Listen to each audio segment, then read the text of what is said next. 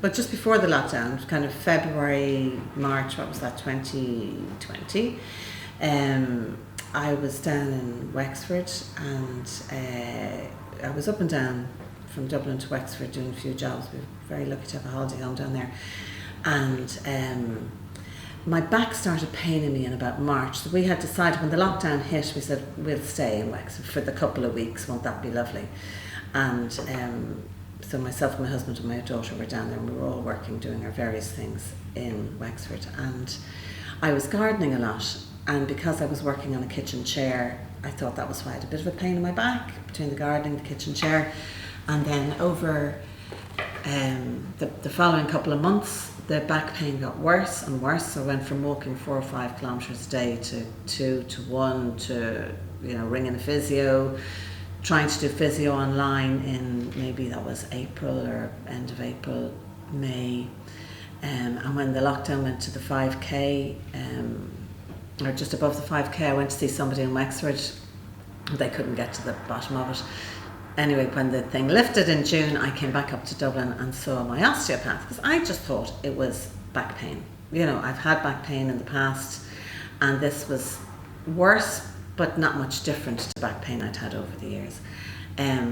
However, I also had a persistent cough. Roll on now to June, and I went to my osteopath in Dublin, and he said there's some blockage there, but I don't know what it is. It's not, your back just isn't right.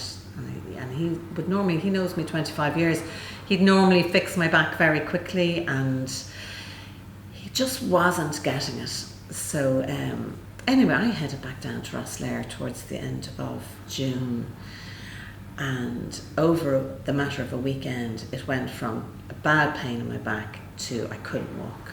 So Monday, I found a friend of ours who's an orthopaedic surgeon in the Blackrock Clinic, and luckily he was there, and he very kindly said pop in at the end of the day and he'd have a look.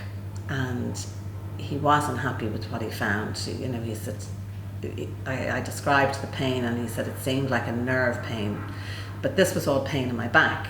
So my lower back, I thought maybe it was a slip disc or a hip or something like this.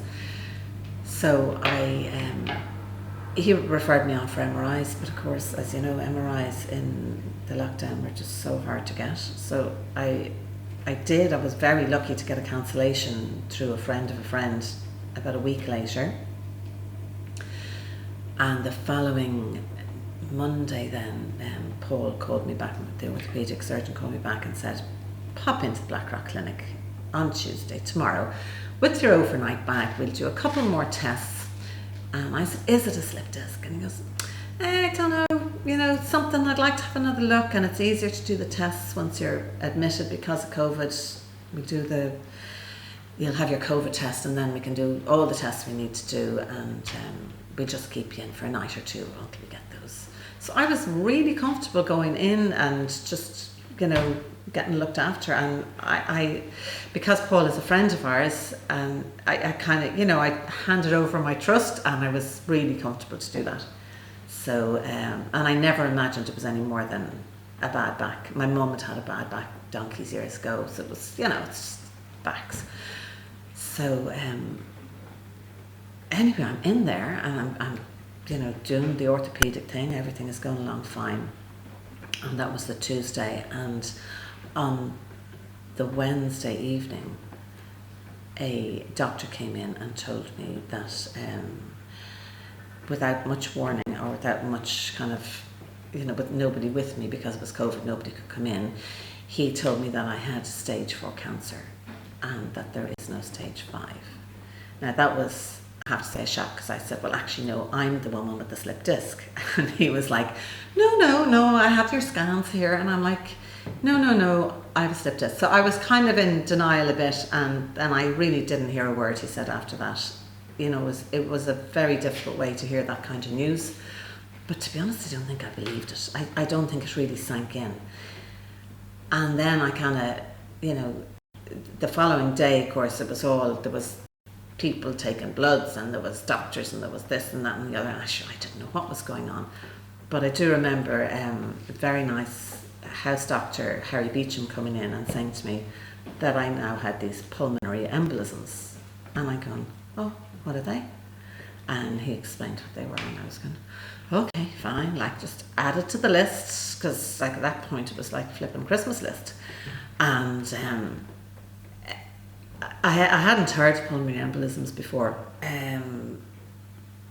So it was a scary time between the cancer and the pulmonary embolisms. And the funny thing was that because I didn't know anything about blood clots, and because I didn't know about PE, I was a bit blasé about that. And actually, something like 1 in 5 people who have cancer develop a blood clot. And I didn't know anything about that, and it actually probably wasn't explained to me in the hospital, or if it was, I wasn't in a place to hear it. But actually, the pulmonary embolism could have done more damage than the cancer, because it would have happened very quickly. So I was very lucky that they found it when they did find it, and it was able to be dealt with. But I knew nothing about them when I went in first, so it's really to raise awareness to people, to ask about them and to find out about them. And if you have a cancer issue, to be aware that this could happen and to know the signs for it, I suppose. So I was lucky enough to come across the Marie Keating Foundation, and there's lots of groups out there that have been very helpful, but in particular Marie Keating Foundation have been brilliant for me, because they run a metastatic breast cancer support group, which is beautifully named as Positive Living Group, and we are all living as positively as we possibly can with metastatic breast cancer. And I've met some really great women there, and there's been some really great support there. And I suppose because I was diagnosed with both at the same time, the pulmonary embolisms and the metastatic breast cancer, it's nice to see that there's a connection between Thrombosis Ireland and the Marie Keating Foundation. And I hope that by having this chat with you today, that I can help to raise awareness for both groups, Marie Keating Foundation and Thrombosis Ireland,